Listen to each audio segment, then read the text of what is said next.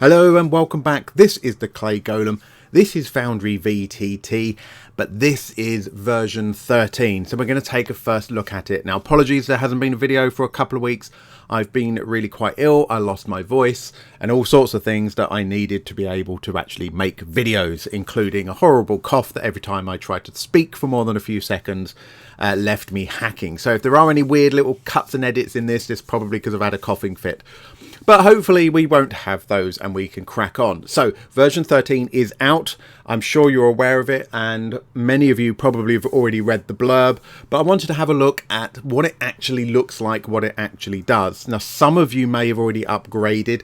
I have not upgraded my live game yet because I need to make sure all the mods are working. Towards the end of the video, we'll have a look at some of those mods.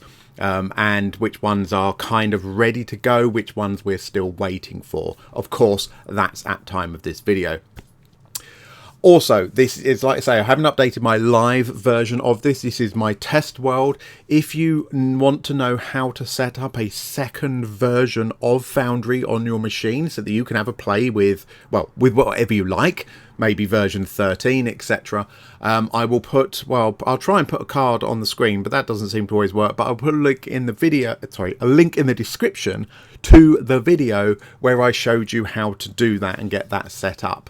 I had to watch it myself to remind myself of how to do it because the instructions out there are very, very vague. Right, so we are in a brand new version 13 game. Now we can look, if we go to the downloads there, you can see current version 13, stable build 342 for this. You cannot update your Foundry directly to version 13. You need to download and reinstall Foundry because there's some significant changes, so it can't just update it, which is good because you can't accidentally update it. You need to deliberately do that. I have installed the D&D game system, although we're looking at the Foundry stuff rather than the D&D stuff. And add-on modules, all I've got is the 2024 Player's Handbook, DMG, and Monster Manual. That's all I've got installed. So everything you see here is going to be core stuff. I have created myself a new world, but I've not done anything in it at all. So we're looking at this together kind of for the first time, although I know what I'm expecting to see. Immediately, things look different. So we've got a different game paused. Rather than it being at the bottom, it's right in the middle of the screen. My players will know the number of times I forget to unpause the game for them is ridiculous. So this being a bit more central and getting in my way is going to be really, really useful from that point of view. So there's been a lot of work to do with the interface just to try and crisp it up, make it better without also like completely doing it. So it should be familiar but improved, if you know what I mean. And you'll see that. So first of all, on the right hand side, we can see that our main menus here, which are all here, has changed. So we can pop in, pop out. If we don't need it open right now, I mean, we can still go to the journal tab if we need to. If we go to our scenes tab, but we can click on it again and it hides it, which is really nice. You've got more playing surface, more playing area. That's not intruding on there. Now, the chances are you're going to want to have your comments thing open quite a lot of the time, but there'll be lots of times when you don't. A big role-playing thing, you're not doing dice rolls and stuff. Now you can see here, I've got there about the, getting started, inviting your players. That's how fresh this is, as I've not done anything with it at all. Now, one of the things that you need to be aware of that is really pretty cool is the look and feel is a bit dynamic. So if your normal computer settings, you use a darker theme, like I do, Foundry automatically will pick that up and give you a darker theme. If you use a lighter theme, it will give you a lighter theme. So it will pick that up straight away. You don't need to go into the settings and change anything. So that's really nice. I like that. You'll note on the left hand side here we still have our little game master section here, our player section here with a bit of latency just showing up. And like I say, I've not done anything, I've not even looked at settings, so this is all default. And we've got our macro bar right in the middle here where we need it, including our mute volumes, our main menu options there if we want them. They just pop straight up. Okay, very, very nice. On the top left, we've got our usual icons for our actors, etc. are all there. Now, it's not letting me select between them because probably because I haven't got an active scene, which is fine. Right, so part of the changes for the UI, or rather not just the UI, for the whole of V13 is continuing to switch over to the application V2. Now, if you don't know what the heck that means, that's fine. You don't need to worry about it. What it is about the way that Foundry works under the hood, and the way things are coded. For those of you who went from what was quite a painful jump from version 11 to version 12, if you remember, we had to wait ages for all of the modders to catch up. And the reason why is because there was a fundamental change in the way that Foundry worked on the back end. And that's to do with moving to that version 2 of the application. So a lot of what's happened now is just finishing that off. Stuff that was put in place as part of the version 12 release is now kind of being utilized and active. What that means from a mod's point of view is that big jump that they had to make from 11 to 12, that jump is much smaller from 12 to 13, which is really good. It means a lot of mods are already ready to go, and actually a lot of mods were ready to go before version 13 was even released, because for some people it didn't impact them at all. For others it was minor tweaks, so that's a really good thing. So lots of change for us as the user, but on the back end most of those things were done previously. Right, I'm waffling. Okay, what else do we want to look at? We want to look at the settings in here.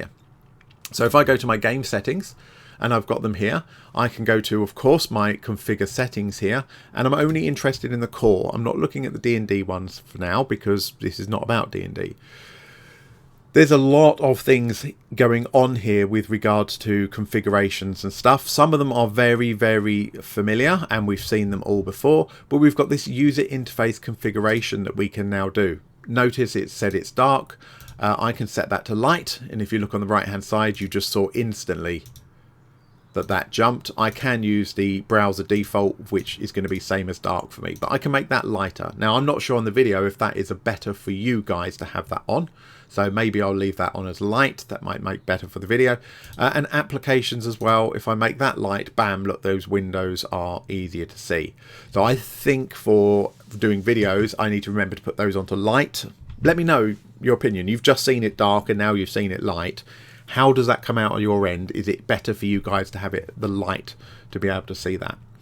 Other things we can do, interface scale. We can make the interface bigger or smaller, and this, we know that this was a problem for people depending on the device you're using, the resolution and everything else. Things got stuck. Now on my screen, I'm not sure how that comes across in the video, having it really small like that makes it very difficult to see those things, and I'm old and I need to wear glasses to read these days, so that's way too small for me. That is unnecessarily big for me personally, but the fact that we can do that, we can make those changes, is really good. Now obviously this is now taking up quite a lot of real estate. My buttons down there are quite big.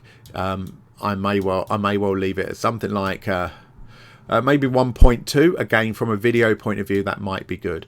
We can change the font sizes, so if I change that font size really small, again it's going to compact everything up for us, or I can make that font size really big. Now this, again, for me is really useful, the fact that I can change the UI size and I can change the font size separately. Now that's a bit excessive, but once again, for things like doing videos, it might be nicer for you guys if I have those font sizes a bit bigger. Again, let me know in the comments. I think 7 is probably about good. I think 5, which is the default, might be a bit small, and I think, you know, we're getting a bit big there. So I'm thinking interface size like 1.2, and maybe the text about a 7. Let me know. Is it too big? Is it too small? Does that work for you? Does it not? Leave comments. That'd be really useful, and it means moving forward as we do more videos in version 13, I can make sure it's easy for you guys to see, and I don't need to keep using zooms for quite so often if we don't need to. Interface fading. So inactive opacity. We can turn this up and we can turn this down. So if you look at all, well, you've just seen it. You just watched it go in the background. So we can have that really up high, or we can drop it down. So when we hover over them, you can see that they light up. So you might want something a bit closer there so you can see them, and then they just light up as you hover, whatever works for you. Again, I might have mine up reasonably high for you guys, so again, it's easier for you to see. In fact, I might put them all the way up, so it's just a little bit easier. But you can see there's also a fade speed. So if I turn that down again and I put the fade speed quite low, you'll see that that pops up really, really fast. We're looking at the left-hand side here, if that wasn't obvious. Same on the right, of course. But we can also have that much slower fade in, whatever's going to work for you. See, really nice. I know it's simple little things, but those kind of customization options I think are really important for people, just so you can set it up, the look and feel, and of course your players can do that as well, which is good. Chat notifications, chat cards, notification pip. What's notification pip? I don't know what that is. I need to clear that chat.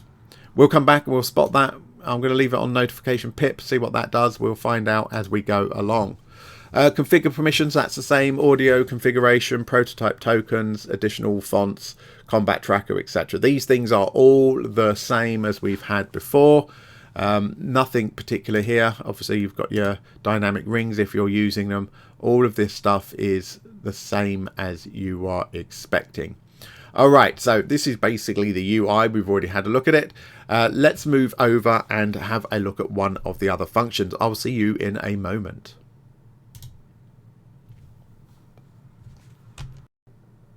Okay, so you can see I have created a scene. It's kind of irrelevant what the scene is. I've just created it, and you can see I've still got the grid marks on there. I've not done walls or anything like that. But I have also, apart from creating the test scene, I have created a character, an actor. John the Barbarian, here he is. Because the next thing, part of this, so every time they are doing a release, or rather they're starting on the next release, so starting on version 14, they do a poll of the users to find out what is the one thing that the users want most.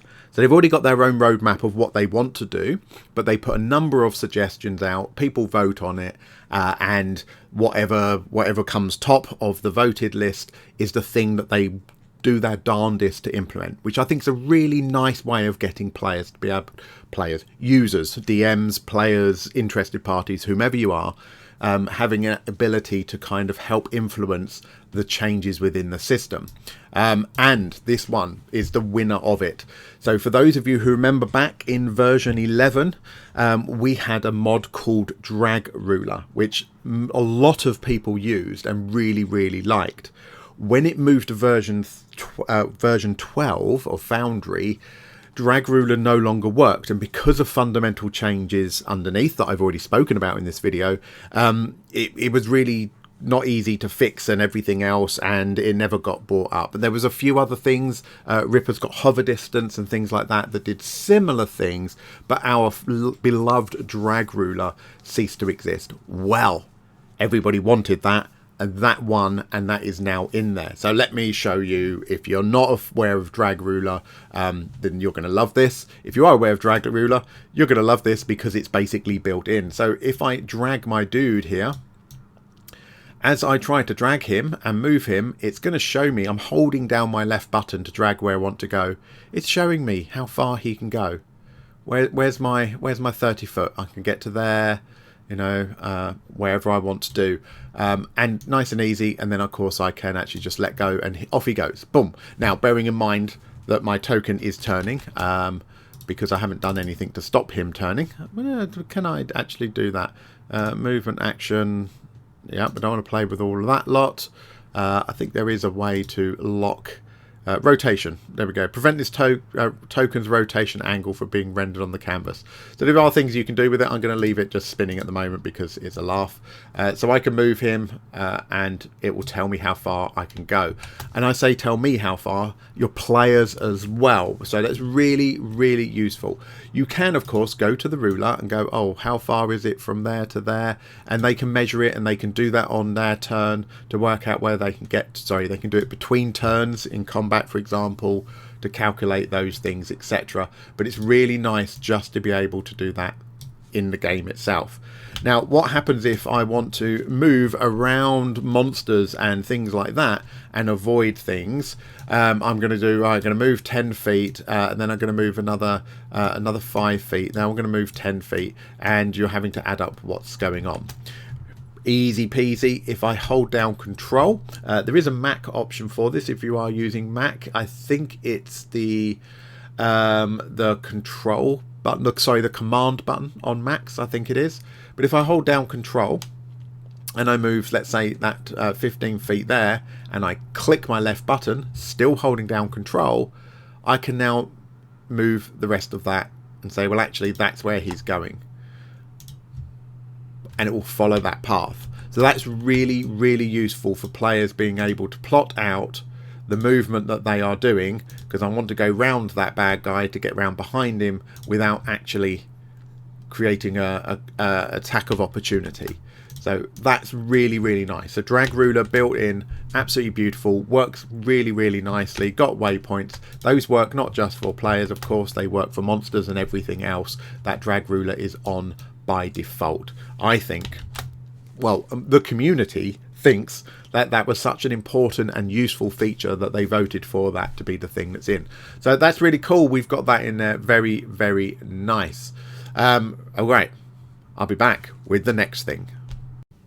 Okay, so we're still in the same scene. The next thing is about lights. So previous lights are interesting and always have been slightly odd in Foundry.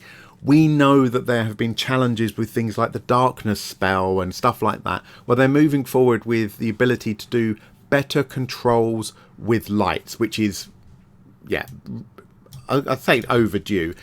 It's a really important part of the look and feel of how different things work, especially when you're talking about areas of darkness, magical darkness and things like that. Now that might not apply to all games, of course, but certainly in D&D it does, and any kind of one that has that kind of darkness. So you can see I've got 3 lights set up here.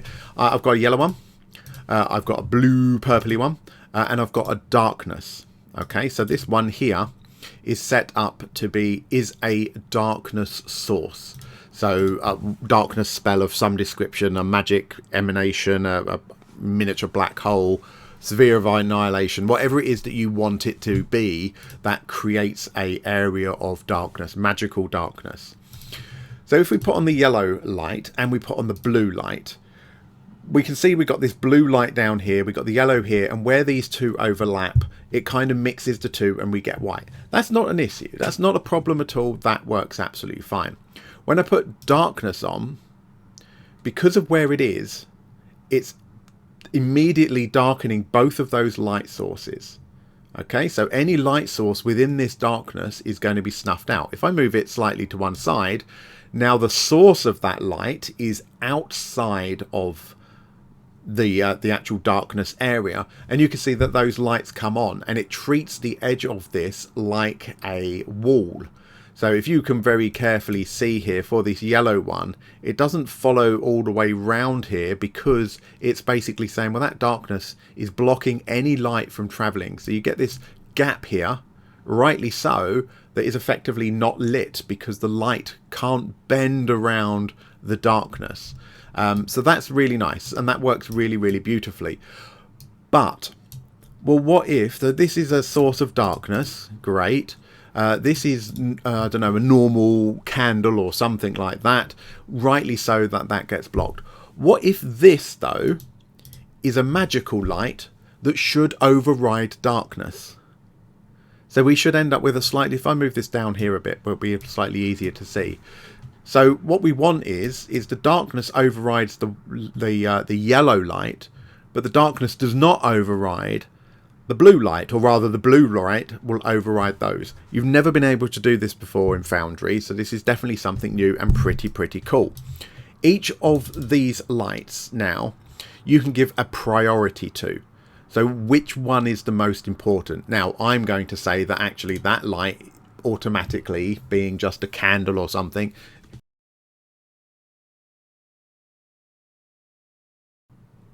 apologies, that was one of those coughs I did warn you about. So this yellow light here, yeah, that's a normal candle. That's going to have 0 priority. Everything else will override that. That's no problem. This darkness here, by default being darkness, it overrides light, which is why we can see that sphere and it's cutting everything else off. But if I want this one to override that, all I need to do is to say, well, hang on a minute, I'm going to give this a higher priority than the darkness. Now you can see that this light here, I've accidentally given it an angle. Hang on a second. This light now will override any other light that has a priority lower than 10. So as I move this, you know, I didn't mean to do that.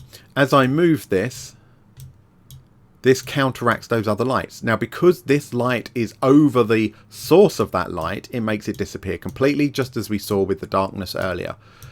So if your characters are walking around with some magical light source that banishes darkness, you can now do that. You have that ability to do that with lights. So that's really, really nifty. Yeah, so what do you think? Yeah, let me know if that's something that's going to be a game changer for you. I think it will be when it comes to certainly magical spell effects like light, continual light, darkness. All of those things, a glowing weapon. We now can do that priority stuff. So that is pretty cool. Okay, on to the next thing then. Right, our next thing is doors. So, I mean, we know the doors are... it's a wall, it's got an icon on it, you click it and it will appropriately reveal what's beyond, etc. Yeah, all of that lot's fairly standard, but doors are boring. Version 13 brings in some cool little stuff with doors. So you can see all I've done here is, again, same scene we're on.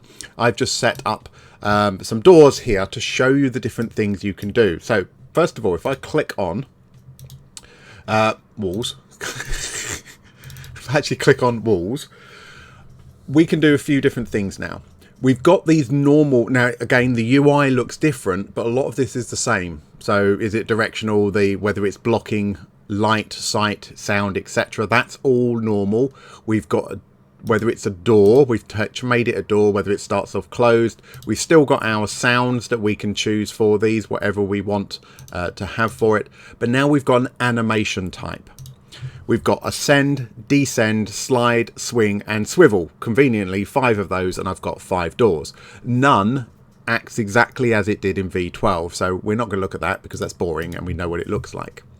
You can choose a door texture for this. So you can actually put a door in that space within the wall so it looks like a door, and it will animate based on that animation type.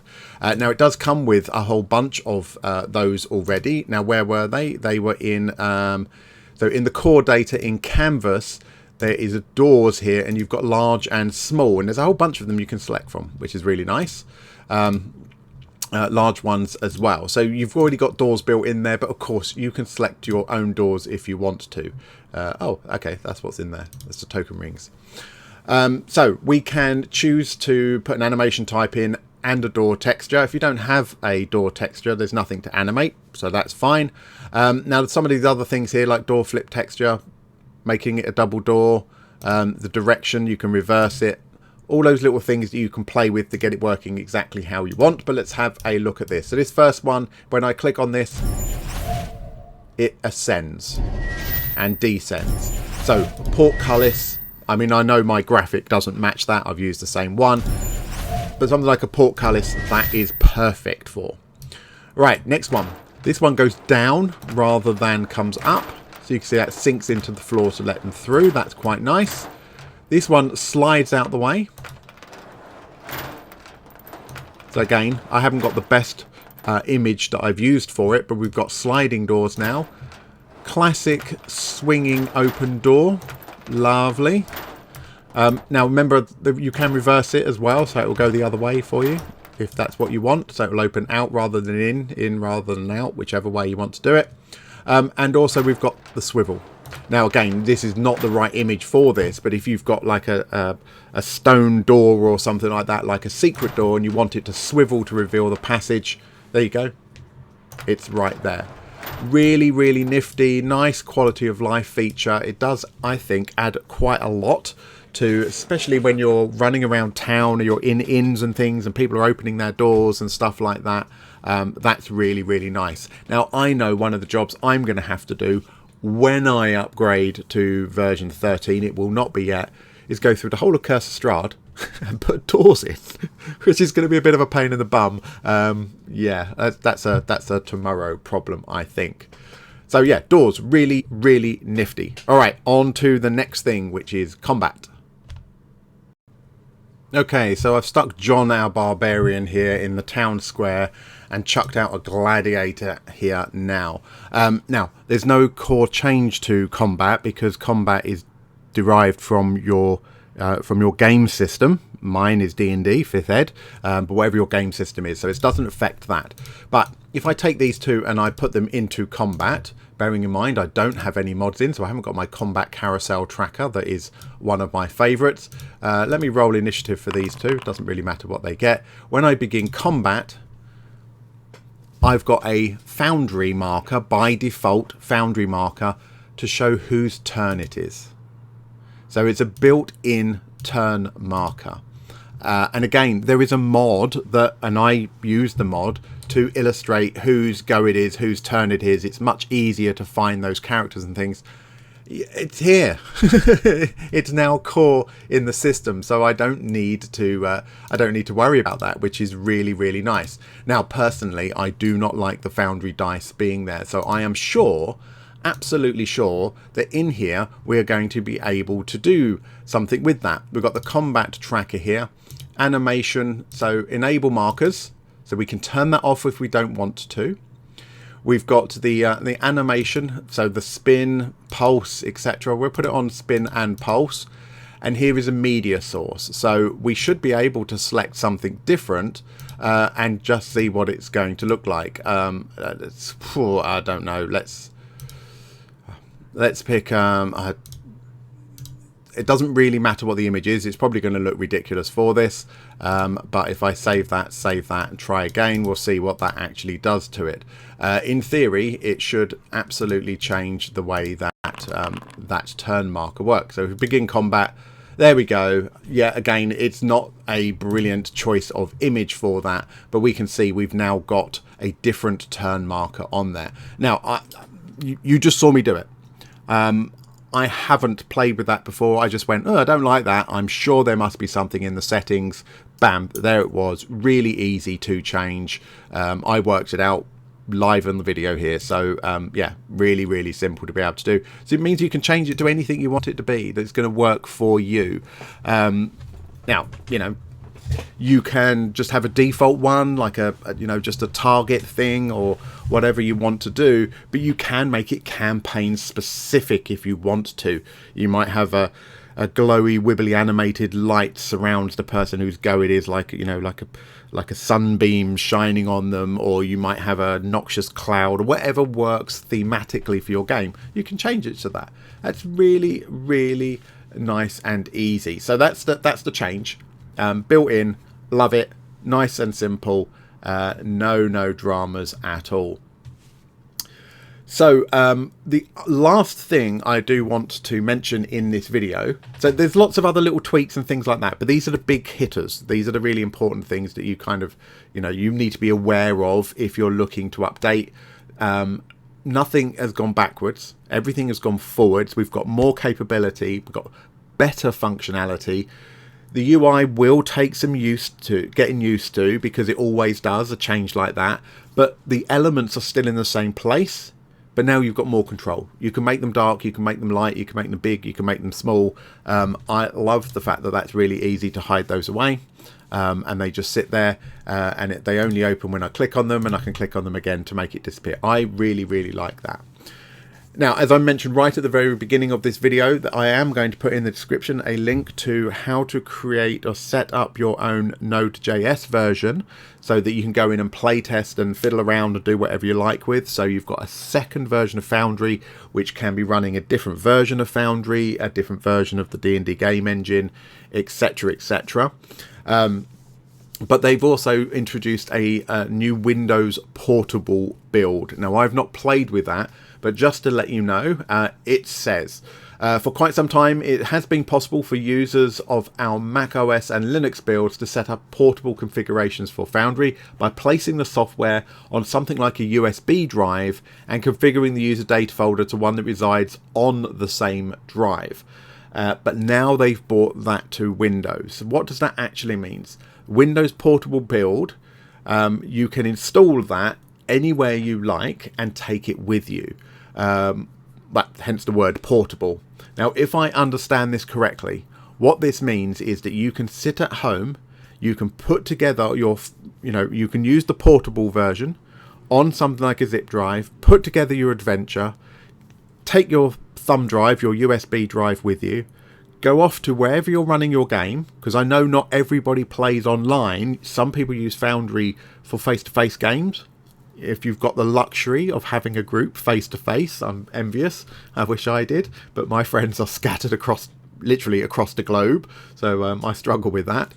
But it means you can take that USB with you and you can plug that in and you can run your Foundry and host it from that location.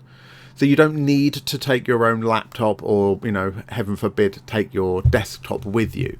Much more useful for you to be able to do that, and then you can share your scenes and everything else. So there is a portable build now, well worth having a little look at that and having a run with it if you want to do that. Last thing is there's also some updates before we look at mods, that is. The last thing is there's also some updates to a lot of the user documentation, including things like the API. If you don't know what API means, it's the way that you can pull and push information in and out of Foundry. Most commonly used if you do any kind of scripting, or you've done any macro writing, or you've done anything with MIDI QOL, you'll know that that will do things like it will, when this happens, it will affect your character by linking in and hooking into your existing Foundry data and changing it. So when this happens, it's going to give you disadvantage on a dice roll. So you've got a status effect not built into Core Foundry, not built into the D&D game engine, but you write a script that says when this happens, do this. Give this person advantage for however long the duration is. So anything within the core D&D game engine that affects stuff, whether it might be Bless, it might be Bane, anything that gives you temporary hit points and things like that, they're all using this API and these hooks and things like that. But if you don't have those, you're making your own custom stuff, you would need to use the API. So let me just quickly drag that over so that you can have a quick squiz. If this doesn't make any sense to you, that's fine. You are alongside 95% of the other Foundry users. Please don't worry about it. This is why we love Chris's pre-mades, we love Gambits, we love MIDI QOL and all of the Midiverse stuff, because these guys are doing all this work for us and creating these things so that we don't have to do them ourselves. But they have updated the API, so you can see it's at foundryvtt.com API/modules. So you can come in and look at that API, and you can look at things like, what are all the hook events, modified token attribute, for example. It tells you how that works, how the strings are put together and things like that. So if you are doing any kind of modding and stuff yourself, you're building your own items, you're writing macros and stuff, that has been updated. That's where you need to go to. Anything you've got existing that currently suddenly doesn't work, that's your reference point to start looking for fixes and stuff like that. Alright, so I'm going to install some mods and see how far we get, and then I'll be back in a few moments to show you what we've got working. Okay, so I'm in Discord now, and I wanted to show you this because this is a compilation of the information coming from different people, from the mod developers, from people who have tested, etc. And this really is the easiest way to see whether your mods are believed to be version 13 ready. So notice big caveat in that. This is not gospel. This is what people have what they believe is happening. So where am I? I am in Posny's Foundry Automation Discord. Okay, which is a brilliant resource for looking at mod compatibilities, for getting help with MIDI QOL, and all of those automation things like that. Now in here there is a troubleshooting forum, and if you go to the troubleshooting forum, there is this this area here called Foundry version 13 / D&D 5e 5x compatibility checklist. Okay, so that's exactly what it is. So that's what we're going to be looking at. Let's see if we can focus on the right hand side of the screen here. All right, so straight away you can see this was started the 18th of April. So it hasn't been going very long because obviously version 13 hasn't been out very long. So Moto has put, I was going to say he's put this together. That's not quite right. Lots and lots of people have input, but Moto kind of is owning this particular project. And they've done this with the various updates and versions. As you can see, a nice big green tick is confirmed that it works with the version 13 and the 5.0 D&D game engine. Question mark, it's unknown. X means not functional. Gravestone means it's been abandoned, so it's no longer going to be there. When we saw that with things like the drag ruler that we talked about, that was no longer maintained after the launch of version 12. Okay, so sometimes things drop out. Version 13 absorbed all of the module features. So we've got that little, what is that? That little net, a waste basket. There we go. So in other words, version 13 has absorbed the features. You no longer need a mod. It's all core, which is great. It does also tell you that sometimes, you know, you need to just be careful of it. And this bottom one here is like, well, it works, but it runs like poo. And then they've got a list of the mods. So you can look at this. In fact, you can probably do it on screen now if you've got a big enough screen and you're looking at it. You can look at this particular list and find your mods and see whether it is currently compatible. So for me, I'm looking through and I'm going, well, about time. That's not ready yet, so I'm not updating. So there we go. Straight away. Active token effects, no, I tend to use that as well. Automated animations, that's ready, brilliant, I do use that. Automated conditions, I sometimes use that. So Bailey Wiki's mass edit is there, that's all ready to go. Bugbear's scripts, I know he's been working on those, he's been doing lots of releases recently, but currently he's not suggesting that that's right. Ripper's carousel combat tracker, that's a big tick for me that I need in there. CPR, no CPR, it's not ready yet. Now bearing in mind with things like CPR, there are so many items and stuff that need to be checked and things. Okay, so you might find that some of it works, some of it doesn't. So again, that's for me, that's I'm not updating because of that one. D&D 5e animations is in there, DDBI. So the D&D Beyond Importer, that appears to be working if you're still using the D-Threads part of it. So that's all working. Dice So Nice, you would hope so. That's all in there, that's working. Drag Ruler, yeah, likely dead due to version 13. We don't need it. Version 13, it's in there. Yes, does it do a couple of other bits? Yeah, it does, but nothing I use personally. DAE, which is part of the Midiverse, not ready yet. So if you use MIDI QOL and stuff, DAE is not ready, so don't do it. Elevation Ruler, question mark, so it's not ready yet either. Gambit's emote bar that we looked at quite recently, because it's not massively impacting it, you know, its animation, stuff like that. He's got that all ready to rock and roll, brilliant. Ripper's epic rolls is ready to go. Gambit's pre-mades, same as CPR. Lots of items, they all need checking, that's not ready. So again, there's lots of things telling me I'm not updating yet. Item piles, I use item piles a lot. It's not ready yet, not doing it. JB2A, free and patron, I use those, that's not ready yet, not doing it. Ripper's levels, Ripper's auto cover, volumetric templates, they're all ready to go. Now we know, I mean, Ripper does this as part of his job. Which is why it's really important to support people like Ripper, because he does do this as part of his job. It's part of his main income, whereas the others are all doing this voluntarily. What that means is Ripper does have more time, or rather more control over his time, to be able to update these things really quickly. So he does tend to be on it like a car bonnet for those. I just can't believe I just said that. Please give me grief in the comments for saying that. Maxwell's Manual of Malicious Maladies. Yeah, it's basically roll tables, so nothing there. MIDI QRL, there it is. Bam. Not ready. So don't do it if you use MIDI QOL. But again, just going through here, Monk's active tile triggers, I rely on that a lot. Another one for me that's not ready. Ownership viewer, I do use it. It's not critical, but it's nice to know it's there. Game Ripper's portal is there. It's ready to go. Region attachers, all good. Sequencer is all good. So there's plenty of stuff here. Spotlight Omni Search that I use all the time. Another Ripper one. That is ready to go. Tactical Grid taggers ready to go. Template previewer, that's another Gambit one, that's ready to go. That's all good. Time's Up, part of the Midiverse, not ready, so don't use it. So you know, don't update if you need that. The Token Action Hub stuff looks like it's ready to go, which is good. Things like Torch, that looks like it's there. Universal Animations, no. Vision 5e, yes. Visual Active Effects is ready. Again, Ripper's wall height is ready, but not the wall templates and stuff isn't. And then a few others here that I'm not too sure of.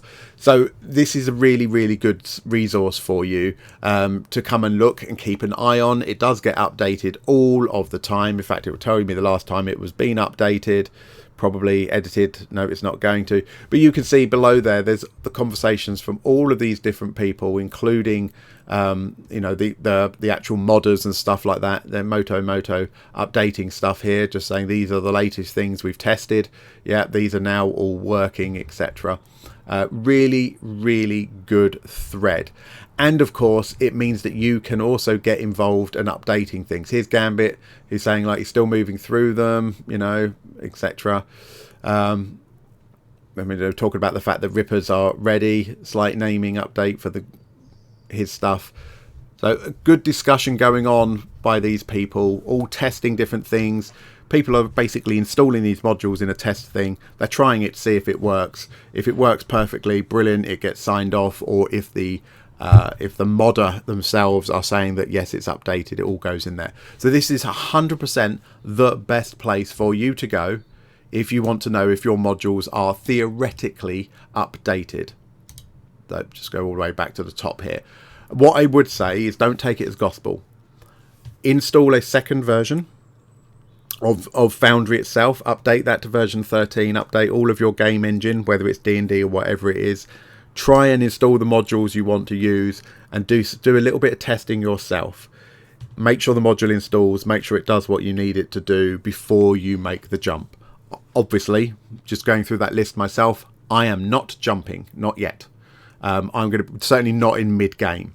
So if I was going to create a second game and be running it, I might do that from scratch in version 13, knowing that I am missing things like MIDI QOL and stuff like that. That's fine. That's a decision you need to make. And you might be looking at that list kind of going, well, everything you use is already brilliant, fantastic. Go for it if you want to. But back up your world. Be prepared to roll back if things go wrong. And I would recommend setting up a second version so that you can test those things, make sure you're happy, to save yourself all of the pain of trying to roll back. It's not hugely difficult, but it's scary. It's really scary. Okay, so that's it for this video. I hope that's been useful. I hope you've learned a few things about the new Foundry version 13. I think it looks really nice. I love the additional features. Every release of Foundry brings new and better stuff, even if it does bring disruption. So you've got disruption from the Foundry updates, you've got disruption from the game system updates, whichever one you're on. You know, we're now on 5.0.3 for D&D, and we get disruption from the mods trying to catch up and update those.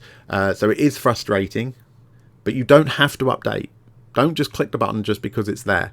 You know, I'm excited for version 13. Especially things like drag ruler, the different things I can do with lights, actually doors that actually animate. That's all really, really good stuff, and I'm really looking forward to it. But I'm not updating a live game. That would be stupid, at least right now. And I would have to rebuild, or rather go back and change lots of my scenes and things to take into account the new doors and stuff like that. Okay, I don't have to, but let's face it, I would, because they're cool. Anyway, thank you for watching. Appreciate it. Leave a like, leave a comment. Let me know if you're planning to jump, or if you have jumped. What mods are you waiting for before you do jump?